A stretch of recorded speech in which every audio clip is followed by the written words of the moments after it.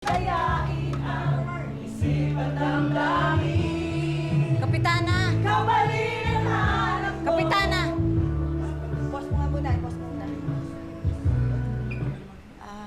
Mawalang galang na po, Ano na naman Kasi- yan? Alma? Hindi nyo na nga kami pinayagan na magdaos ng pagdadasal dyan sa baba.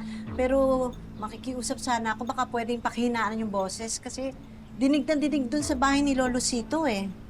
Alam mo, storbo ka na naman eh. Ano bang gusto mo? Pag lugmok-lugmukan kayo, kailangan lugmok-lugmukan din kami. Pag miserable kayo, kailangan miserable rin kami. Ano? Wala kami karapatang mag-enjoy?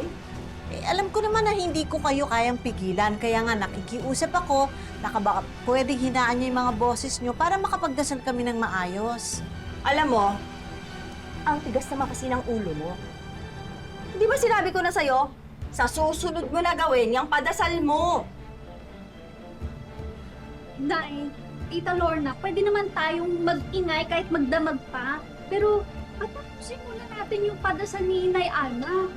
Ibigay na natin tong oras na to para dun sa mga nag-aalala kay Neneng B. O sige. Na matapos na tong kadramahan na to.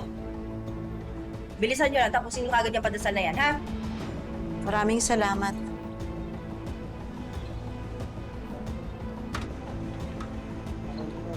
Pinagbigyan mo na naman. Ito kasi kinakampihan. O, hinaan nyo lang muna natin. I-play mo ulit. Kayo maingay. Ay,